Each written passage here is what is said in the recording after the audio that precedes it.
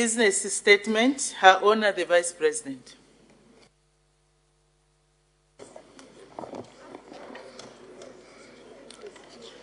Madam Speaker, I wish to inform the House that the House Business Committee met on Thursday, 20th February 2024, to determine and schedule business of the House for the period 25th February to 7th March 2025. Madam Speaker, the House Business Committee resolved to lay before the House the following business for consideration in the next 2 weeks. A. Announcements. The Honorable Speaker may make announcements to the House on any day when it is necessary to do so. B. Rulings. The Honorable Speaker will render rulings if there will be any. C. Ministerial statements. Honorable Ministers will render ministerial statements on topical issues if there will be any. D. Bills.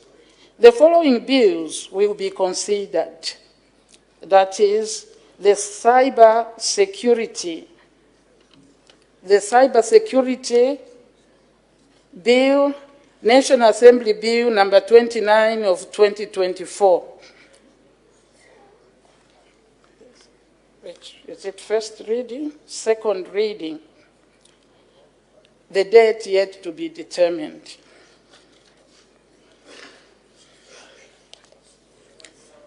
The Cyber Crimes Bill, National Assembly Bill number 30 of 2024, second reading. The date yet to be determined. 3. The Penal Code Amendment Bill, National Assembly Bill number 17 of 2024, second reading. The date yet to be determined. 4. The Plant Health Bill, committee stage. This will be considered on 27th February 2025. 5.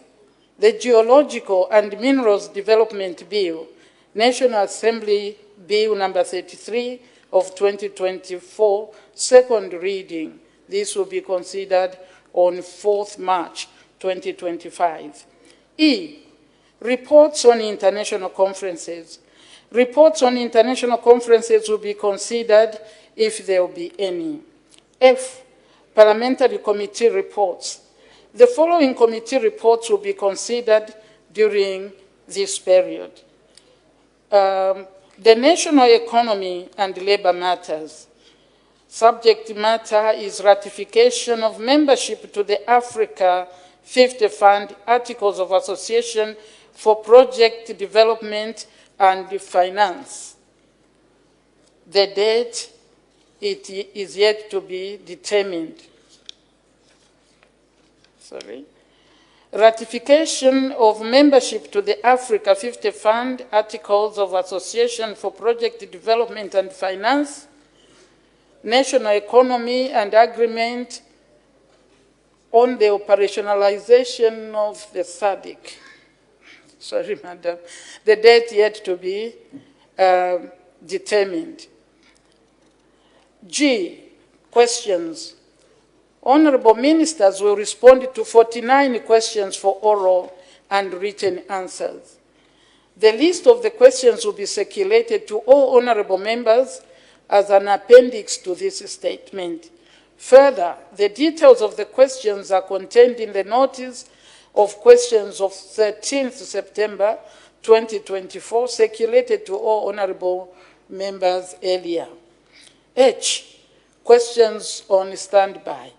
The questions on standby to replace questions that may not be placed on the order paper on the designated day due to unforeseen circumstances have also been set in an appendix which will be circulated to all honorable members. I. Suspension of standing orders.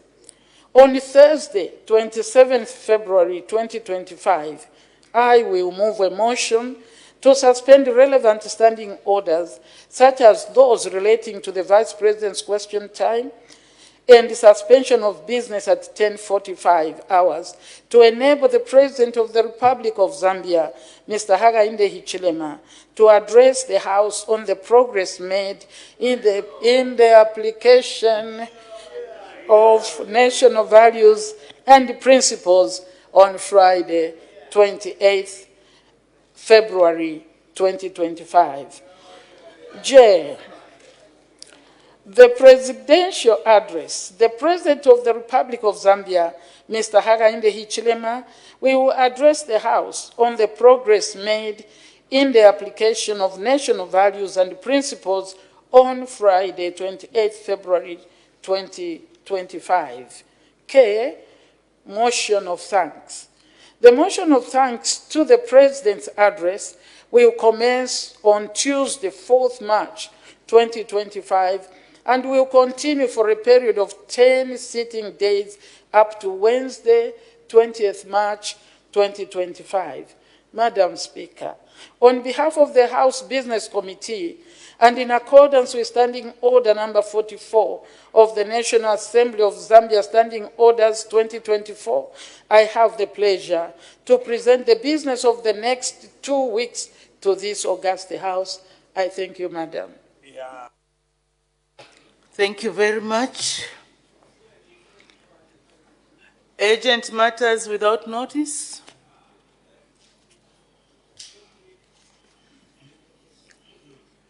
Or is this redundant now? We move to the next item because I can see the. Okay, just clear the screen. Her Honor, the Vice President's question time.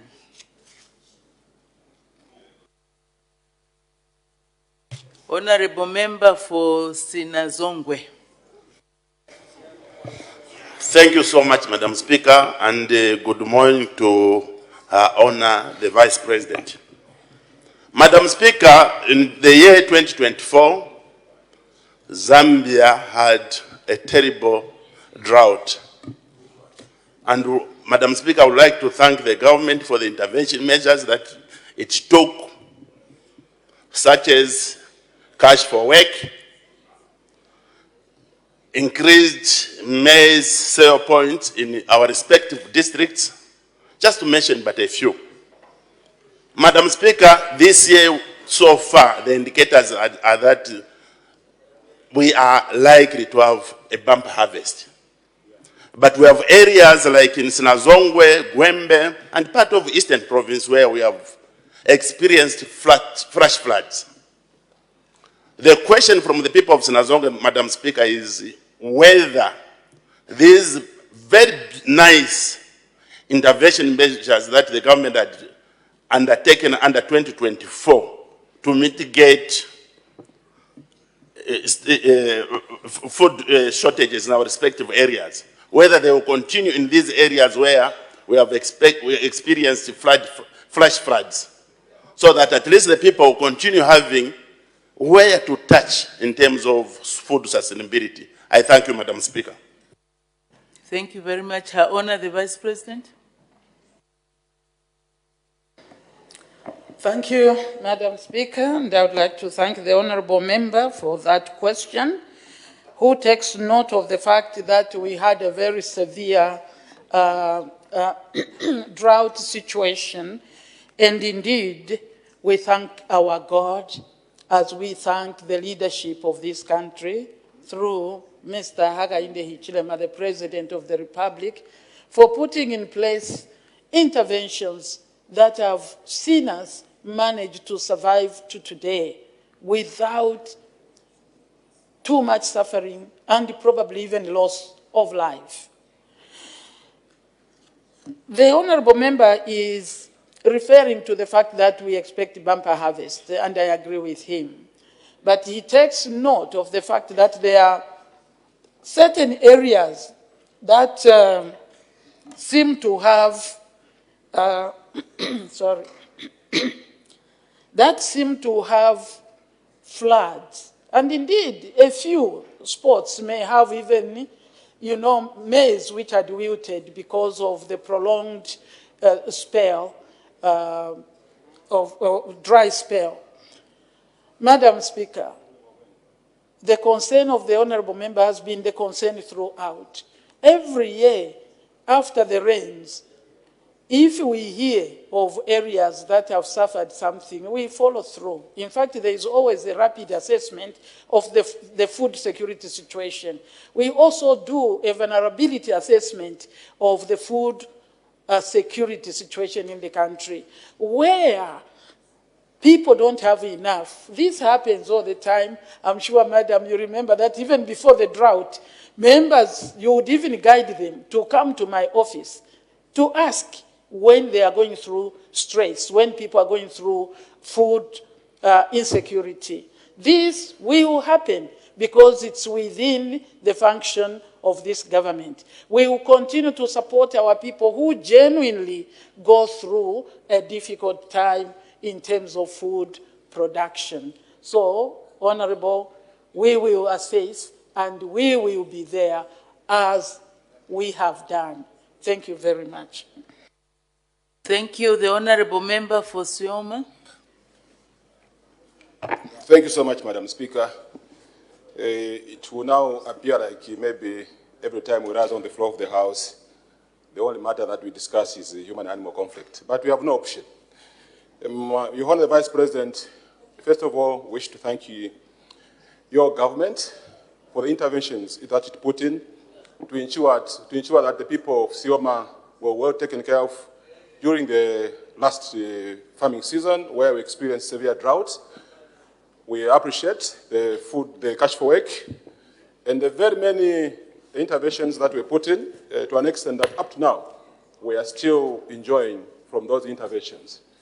However, Your Honour Vice President, the people of Sioma today woke up to a rude shock.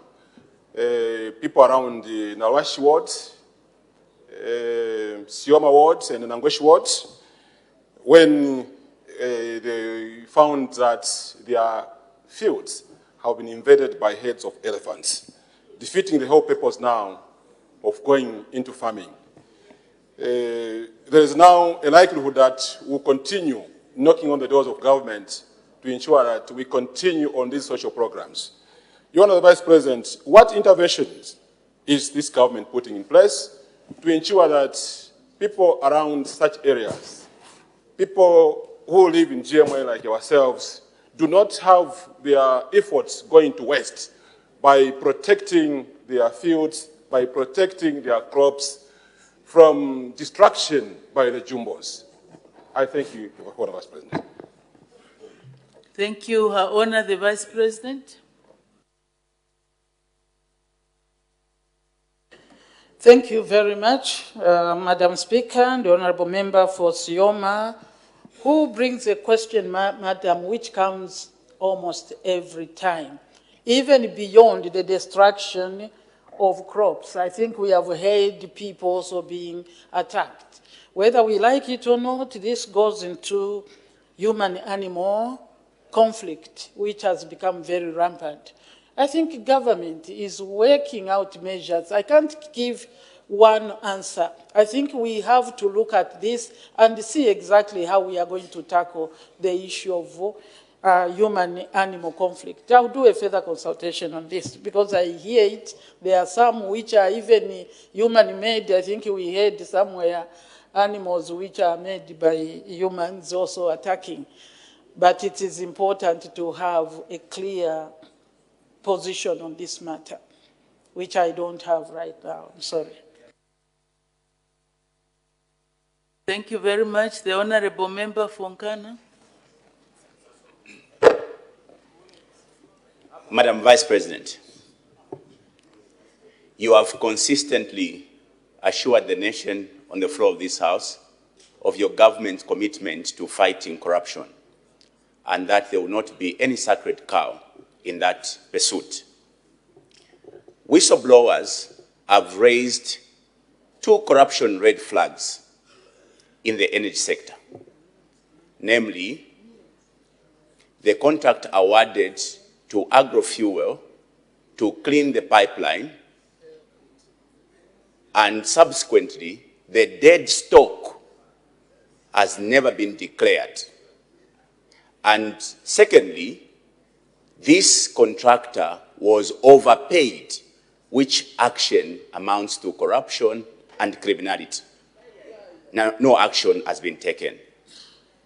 Madam Vice President, ZESCO used to transfer or transmit electricity to the mines in the northwestern province. Today, ZESCO has put a middleman called Canona Energy to be the ones selling power from ZESCO to the mines in the northwestern province. Madam Vice President, these whistleblowers have raised flags that these too are corrupt activities that needed to have been investigated. Has your government dropped the flag, Mwaliponya flag, in the fight against corruption? I thank you, Madam Speaker. Her Honor, the Vice President.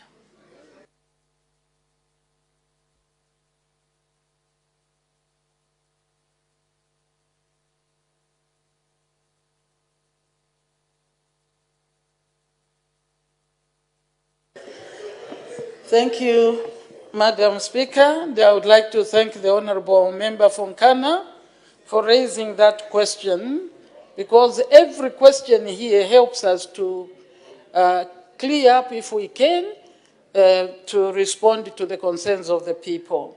He starts with the fact that we have assured people, particularly through this august House, that we will fight corruption. And I will still repeat that this government is going to fight corruption, Madam Speaker, without any sacred cow. But you are asking me about this issue. I can quickly respond and say what the whistleblower says. You call them whistleblowers who write on social media. Oh, they wrote to who? I am not aware. In fact, that is true, Honorable.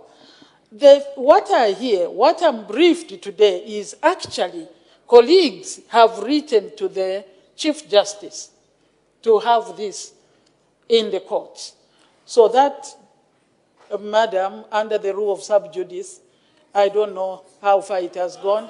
I may not. That is the brief I got. Madam, if it is not, Friday is still coming. But what I've been briefed, I will not respond, because the fact is there is no overpayment. But I don't want to go into those issues with the information I got, in fact, this morning. So I am bound, and I'll wait. If it is not, we will still talk about it here. Thank you. Thank you. The Honorable Member for Chitambo. Thank you very much, Madam Speaker, and good morning, Honor the Vice President. Honor the Vice President, today I'll take you to health matters. Madam Speaker, cancer is a very big problem in this country. And I do recall that when Honorable Sylvia Masebo was Minister, she told us that the government is about to procure machines to be treating cancer patients with radiotherapy, sorry to say.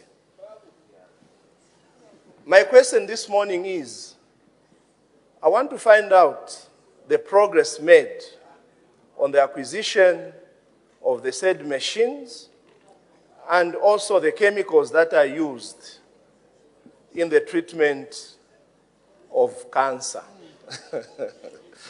Thank you, Honor the Vice President. These questions that are so specific sometimes can put Honor the Vice President in an awkward position. The questions should be rather general of a policy nature. But when the member asks a specific question like that, it's a bit of a challenge. Her Honor the Vice President.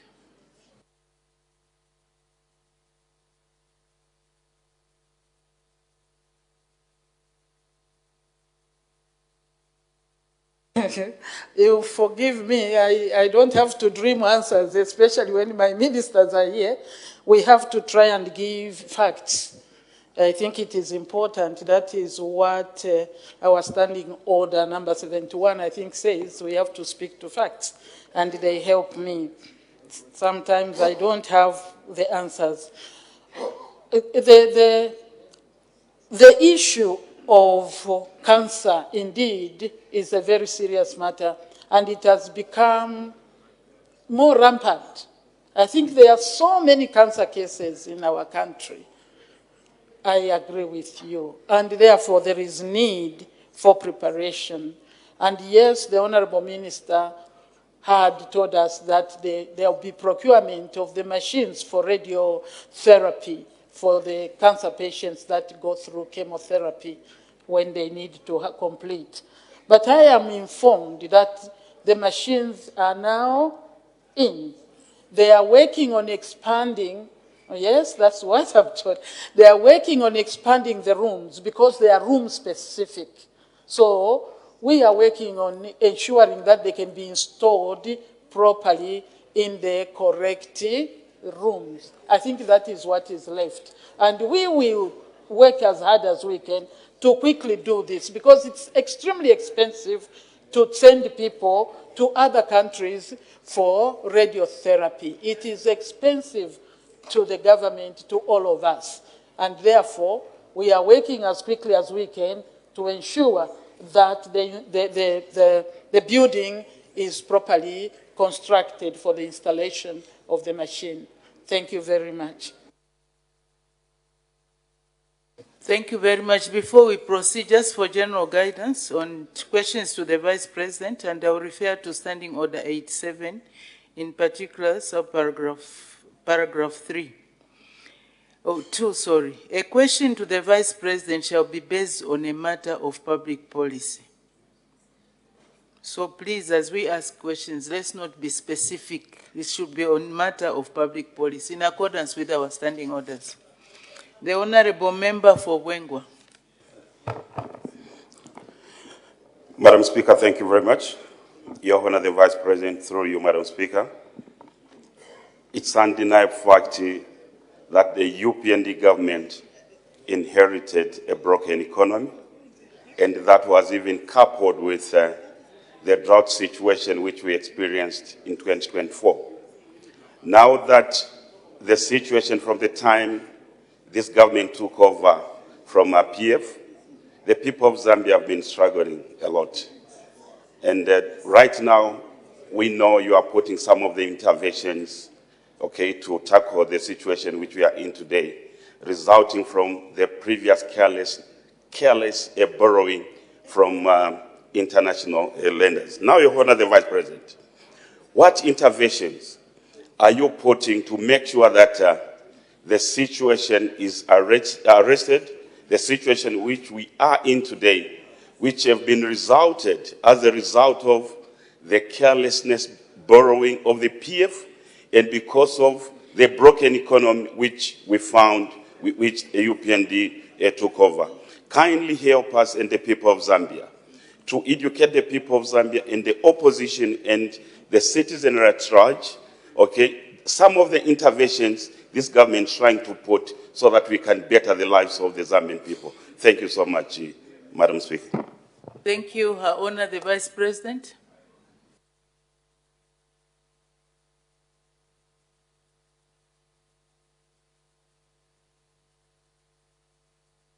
Thank you, Madam Speaker, and thank you for guiding us, on the questions I can answer. It's difficult to know where the roof is what, and things like that.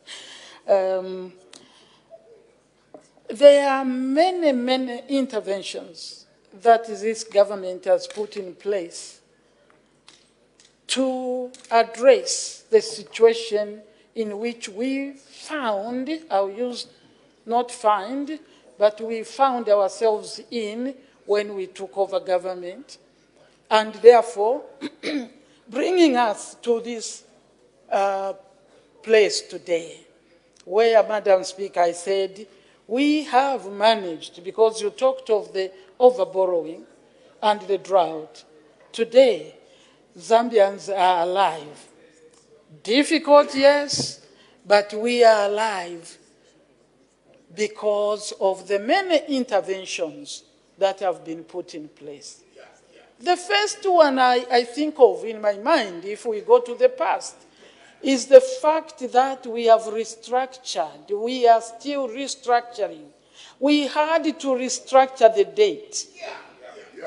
Somebody may underplay this, but it is very important to the Zambian people and to all of us. Because if we had not, the Minister of Finance is here, if we had not restructured, I think it is important to know the size of your economy or just the budget itself. What would we be doing? The minister will bear with me that we would be spending the entire budget on two items. That is the repayment of debt and only wages for the civil servants. I'm sure the minister is listening. If I'm misleading, he will correct me. But this is where we could have been, madam. We would only be managing to repay the debt month by month. And the other one we could manage is the wages of the civil servants. And even with these two, madam, we would still have a deficit of 4%. To pay the wages, we would have a deficit of 4%. That means nothing else. We would not be talking about the cancer machines. We would not be talking about education. We would not be talking about roads. We would not be talking about schools. We would not be talking about anything. So restructuring, therefore, that we have done is the baseline for us to try and curb the negative situation that we found ourselves in. I am stating facts. It is not only that. In fact, let me take advantage, madam, because there is a lot of talk of the cost of living. Yes, we agree. But it is like this government is sleeping, doing nothing about the cost of living. This government has done so much,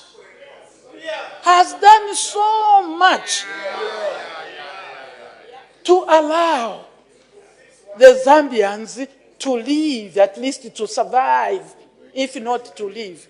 Because of the many interventions, Honorable Member for Wengwa, that this government has put in place.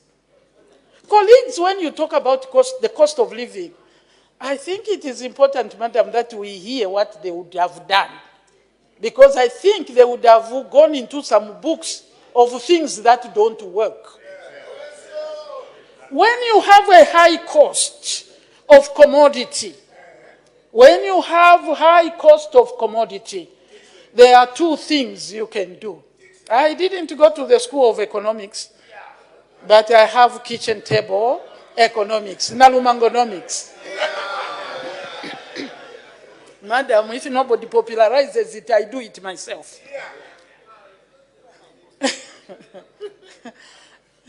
Honorable, just listen. There are two ways you reduce the cost for the consumer. There are two ways, too many ways in my economics. It's either, we are talking of a cost, that is a price, accountant from Chinsali.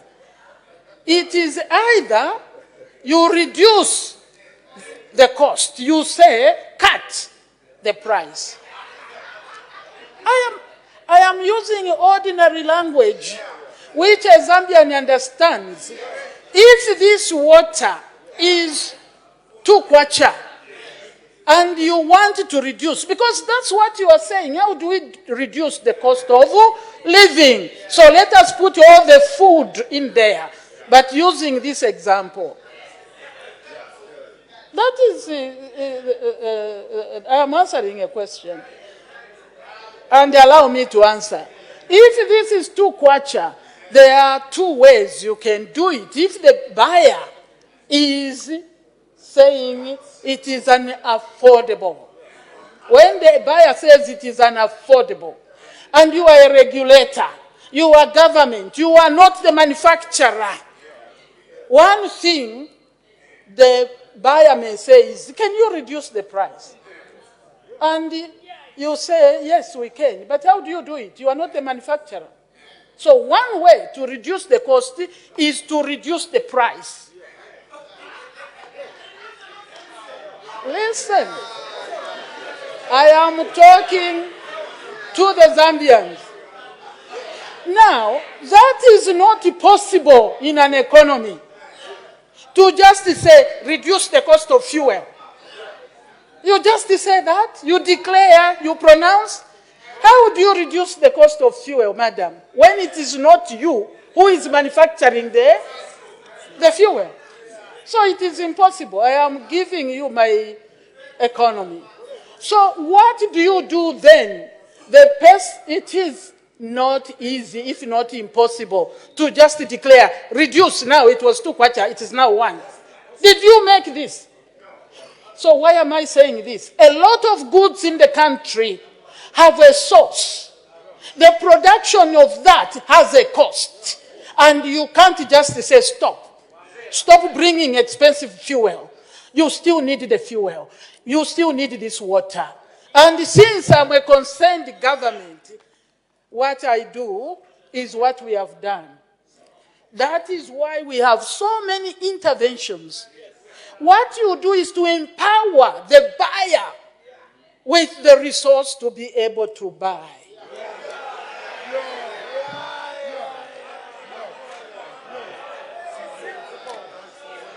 I don't care about your formulas. I'm telling you reality. I have not done your formula, my son from Lunte. No formula, but I'm telling you reality. In the country today, some of you, even though you went to school, you think you can just say reduce.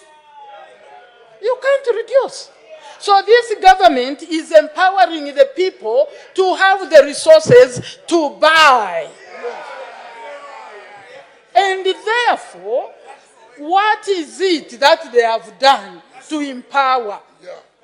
1, job creation. You have to create jobs so that people can get the money to buy that which they need. I bring simplicity to the issues so that anybody understands. So government is aware of certain costs. So, number 1, empower people by, there is no point of order, just sit. Order. Honorable members, we are not here to play, to make jokes. This is a serious session, and the members, order. The members of the public want to hear the answers to these questions.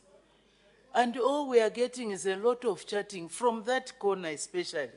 And the people seated there are actually senior members of the House. People expect more from you instead of making noise and making running commentaries. That is not acceptable, honorable members. Let's behave in a dignified manner. This running commentary will not help us at all. Honorable member for Mukushi North, you are standing during Mukushi South, rather. No, it's Mukushi North. South, okay, Mukushi South. Why were you raising up? Why were you rising? You know that this is a session where there are no points of order. It's just to disrupt, and you are a former minister, a senior member of the House. Huh? We expect more from you. Lead by example, honorable member. Huh? Can we have order, please? Huh? May Her Honor the Vice President continue. Madam Speaker, I bring things for the understanding of the educated, the learned, and anybody, because we are dealing with the cost of living. So what you do is to empower people. You empower them by creating jobs. And we have created jobs, Madam Speaker, plenty of jobs. In as much as government makes the enabling environment, but this government has employed directly over 80,000 since we came in. Over 80,000 in the different sectors. This is reality. You can go to education, you can go to health, you can go to defense, you can go to security, and the other ministries. You will find that we have employed over 80. But as it is, we have created an environment where jobs are being created in many places. I can give you, whether we like it or not, it's empowerment in the mines. Yes. We have created jobs through mines. The mining industry is growing and is creating jobs. That is true. You come from Luansha? Honestly, you don't know that Shaft 28 has employed people. You come from Mumbwa, you don't know that Kitumba has employed people. You come from Northwestern, you don't know that Super Pit, Lumwana, has created jobs. You come from Northwestern, you don't know that Nickel Mine has created jobs. Or maybe from, is it Kasempa? No, Mufumbwe. You don't know that Kalembwa Mine is opening and is creating jobs. Are you not aware that mining has given artisanal licenses to Zambians? Yes, we are working on it together with you to ensure sanity in this field. But that is empowerment to the Zambians so that they can buy the water. It's an example. We have done that. Whether we like it or not, we have reopened and relaunched Mopani. Are there no jobs? Yeah. KCM, are there no jobs? Yeah. KCM, Mopani has paid the contractors that had remained on stones for a long time. And when you pay like that, is that not empowerment? For somebody to buy the water? Honestly, let us be sincere. So much has been done. Councils have been paid by those mines. And when you pay the councils, you understand that there is a trickle down to the individuals that worked. This is how we are tackling the issues. These are interventions. Other than the direct interventions, these jobs I'm talking about have a ripple effect. Because when you pay a contractor, he also pays the workers. It is more money in the economy, not in some people's pockets, but in the economy. Colleagues, where we are doing well, please appreciate and tell us you are right here. Maybe we are wrong here. But this economy, we would not be here if we had continued on the trajectory that colleagues left us. Yeah. The world has become rough. Global issues are rough. The cost of living, you have seen it everywhere, rising. And yet, here in this country, we are holding it. I don't think I can go through all, for example, but we have so much. I think the last Friday I was here, last meeting, Madam, I went through a number of things. Which interventions are tackling the cost of living? Education itself, which is free. Yeah. Because this would be coming from parents. But government intervenes and pays for our children. Is that not a measure to curb the costs for the one who is supposed to pay. Of course, you have the ones everyone agrees on, social cash transfer, enhanced social cash transfer to tackle the drought. We now have community cells. Literally, community cells are in your constituencies. It is helping. It is helping, colleagues. I use plain language because I didn't go to school for economics, but I understand what it is. Do you understand that when we empower people, even under CEC, his ministry, do you know that we are tackling the cost of living? Honestly, that would be hypocritical. Sorry, is the hypocritical allowed? Yes. Okay, thank you. That would be hypocritical to say you are not tackling the cost of living. When we give people loans for them to grow a little of their companies or their enterprise, I have talked of community cells. In fact, who asked me about corruption? Do you know corruption is very important in curbing the cost of living? Because where there is corruption, it means that everything is in disarray. Even the product becomes unnecessarily expensive, Madam Speaker, when corruption is playing its rounds. We have done so much. So much. I think that Zambians are watching and they have seen the efforts. Now, I even hear somewhere people are saying, this government is so caring. And where is the minister? Under community development, do you know that we are looking after even pregnant mothers? Yeah. So, imita ufole. Get pregnant and get a little. This is what we are doing. A lot, madam. Maybe I can leave them to ask more questions. But really, this is a topic you can talk about for the whole day.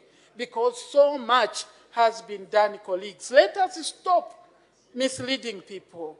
Bring real issues. Especially if you are looking for a vote. You can't go and deceive a person.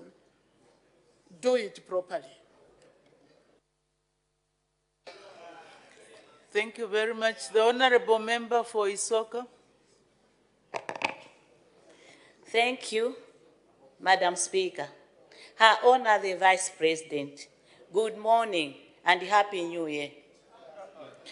Her Honor the Vice President, the people of Isoka are asking if government has plans to work on Kombwa mine in Isoka constituency, in Kombwa ward, because that will create jobs for our youths. Remember, in Isoka, we don't have industries where our youths can work. We are asking government if it has plans to work on Kombwa mine so that my young people in Isoka can work on that mine. That is going to create jobs in Isoka constituency. Her Honor the Vice President. I thank you, Madam Speaker. Her Honor the Vice President.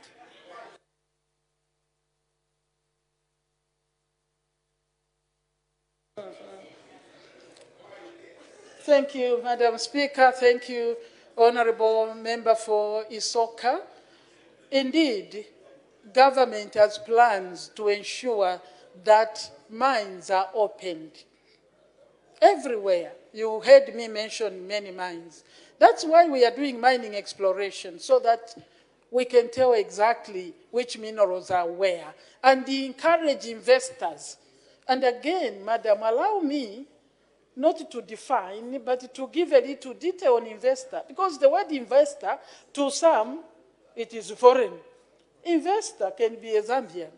And we are encouraging Zambians to also participate. So all we need is investment and people to come and explore and know exactly what is in Kombwa mine. But government has the intention of even helping you find investors to open Nkombwa mine. It is the duty of this government. Where we know people are ready, people are willing, we should work on that. Let us have a conversation with the Minister of Mines.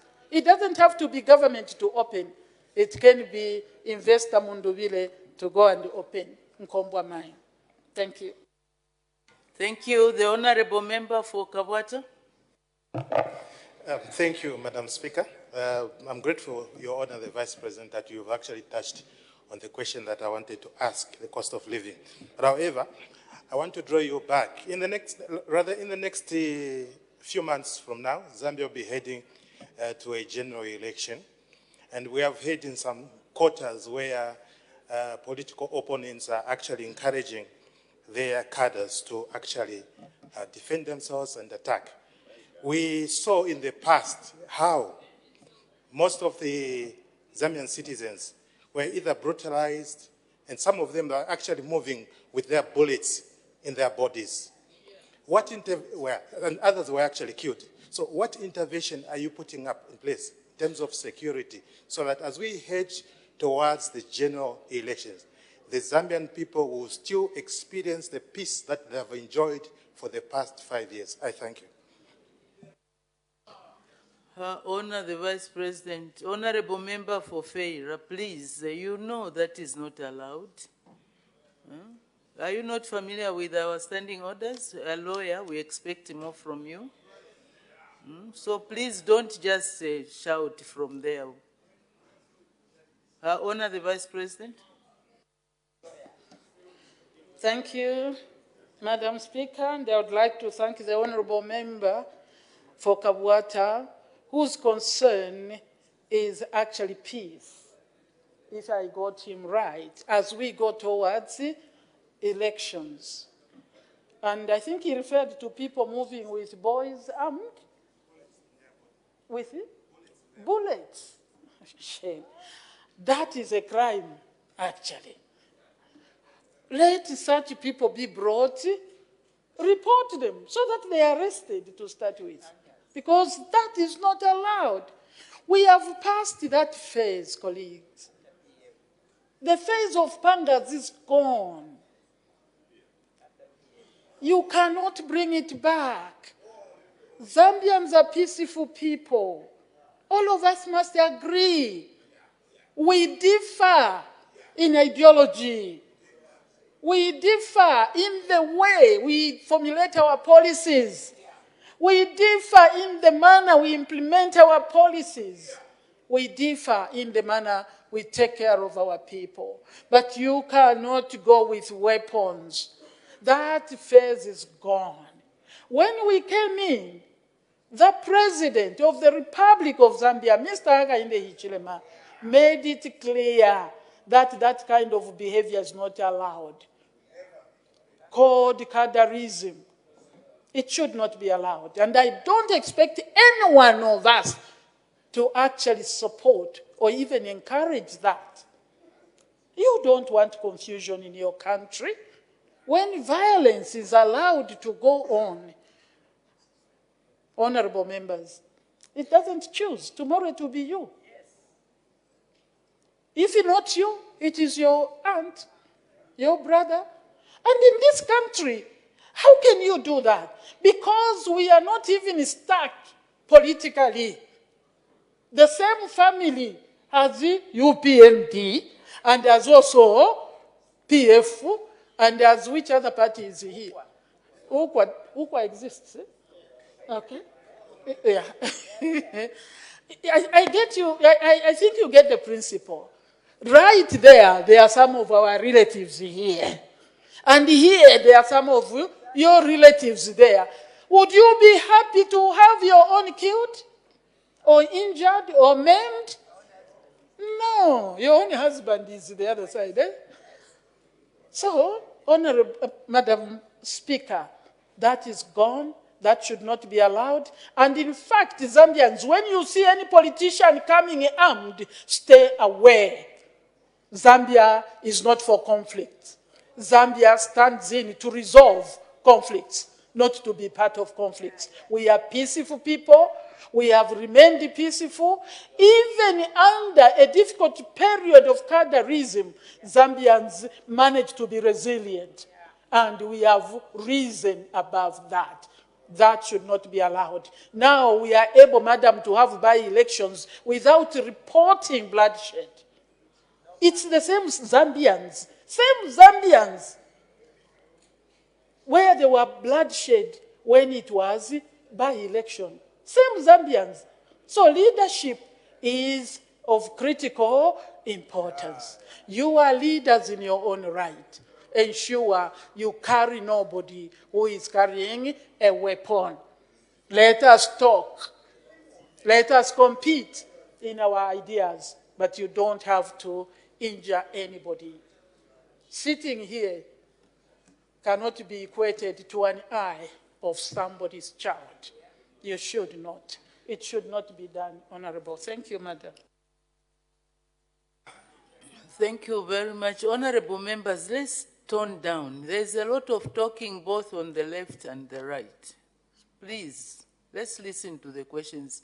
As I said earlier on, members of the public are watching us. Watching, especially if somebody is holding a position, even more is expected from you. So if you talk, everybody's watching and saying, oh, the ministers are talking, the vice president is answering questions. So what picture are you depicting to the members of the public? The honorable member for Kwacha. The people of Kwacha are grateful for the opportunity given to ask you a question. Your Honor, good morning. Your Honor, the Vice President. Mine is to find out the refugee status in our country in relation to the Democratic Republic of Congo. We have confirmed the reports of intense fighting in our neighboring country, the DRC. And a lot of Congolese people have actually left the country from areas where there is intense fighting or where war has erupted. Can you give us, Your Honor, a brief summary, if at all we are in receipt of any refugees from our sister country that have come to seek refuge in our country, Zambia? I thank you, Madam Speaker. Her Honor, the Vice President.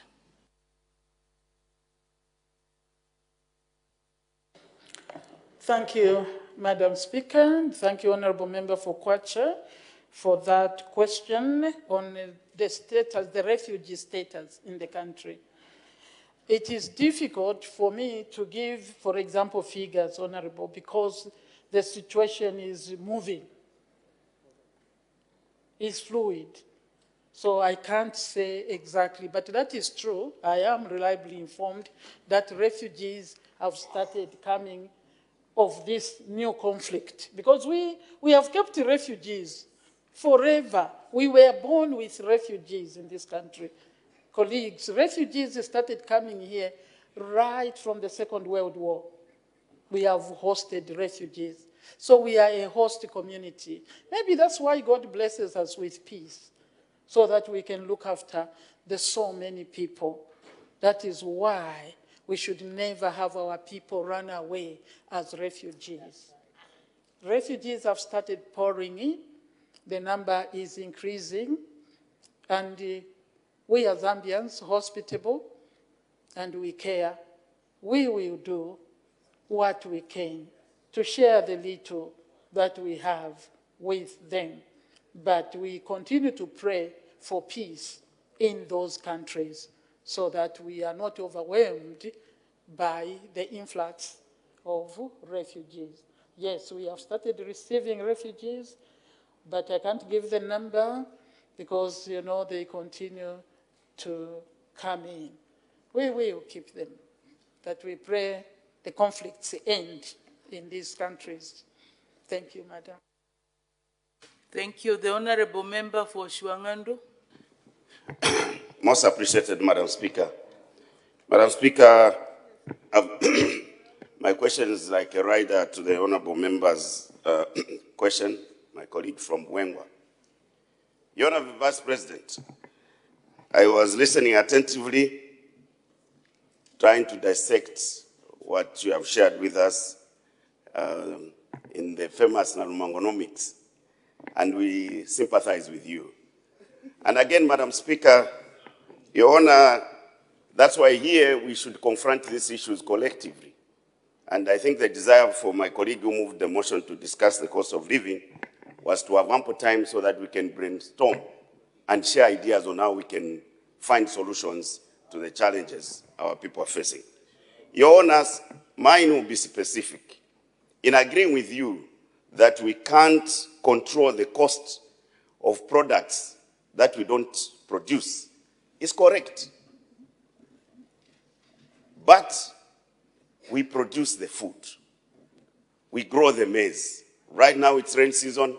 Our farmers should have been tilling the land so that food, including staple food, could be made available in good quantities so that the prices can be managed. And that's why our government had a desire to even leave the milling plants that are now helping cushioning a little bit under ZNS and Correction Service. Your Honor, what are you doing specifically to cushion our people by ensuring that the staple food, akabwali, shima, is affordable by your citizens, because maize is grown by ourselves and we mill it ourselves. The Honorable Minister told us that by the time we were coming in, the cost of milling was 141 kwacha. The expectation of the people was that that price was going to go down to 50 kwacha. It's not the case anymore. We are now going to 400 kwacha.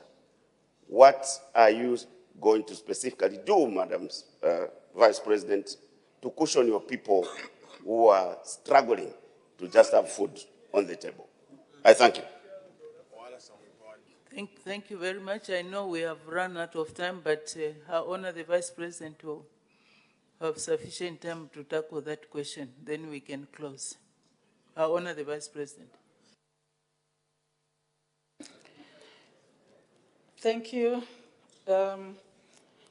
Madam Speaker, for the question, Honorable Member of Shiwangando, that you have posed, except you started by saying you sympathize with us. There is no need for sympathy, that one, no. Because we are comfortable that we are doing as much as we can to try and curb the cost of living. With all that I explained, the Honorable, it is not just about, when you say we produce maize, I think I will say something maybe we haven't put clearly in my understanding. Agriculture is not here. When you say milling meal was costing, did you say 140 when you left? Of course, you found it at 25 when you had come in. That is the way prices are. That's why I talk of my son, Honorable Lunte's trousers. Yeah. There are things you don't just go down. You enable, basically that's what I was saying, you enable the buyer to buy. And this is what we are doing. Because if I start, I'll be saying the same things. When you say, what are you doing? Let us see, how did milling meal, for example, go down? Maize is being grown, sir. I hope you have a field of maize, Honorable. And you know how much you grow that maize, that bag of maize. And this has been the issue. When our concentration is on consumption rather than production, that is one reason, Honorable Minister. We never looked at the farmer for a long time. All we said was, And I'll tell you, my honorable, when you lose 2026, don't be surprised. It is because you are speaking for a person who is sitting here and wants the maize or meal to be cheaper, while a person in Kaputa who is producing maize is getting nothing. That is the way we have done it over a long period of time as Zambians.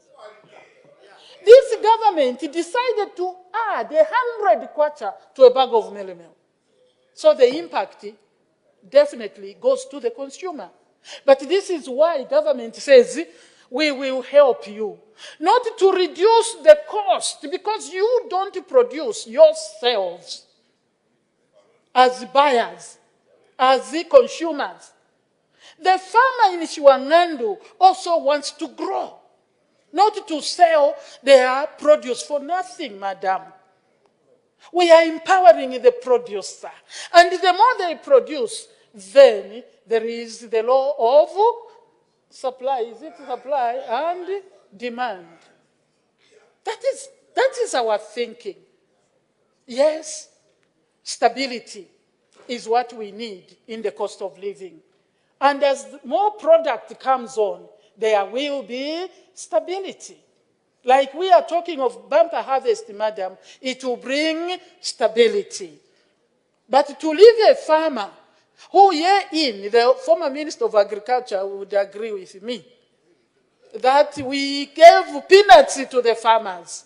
But this government has given the farmers. So when the people of Shiwangandu, the farmers, because they are all farmers, literally, they survive on farming. When they choose me against you, they are just being reasonable.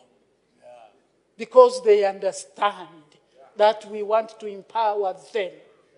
As we help the people, I will not mention, to be able to have food by giving them cash for work, so that they can afford to buy the meal. Of course, government has other interventions like correction facility, like ZNS, like which other one? There are three. Correction service, I've mentioned which one. You know, who are also doing milling, like you mentioned, the equipment, so that they cut off the cost of the production of meal from maize, so that people can at least have something more affordable. We are thinking, colleagues. We are not just sleeping. We are working on how to help our Zambian people, and they generally appreciate.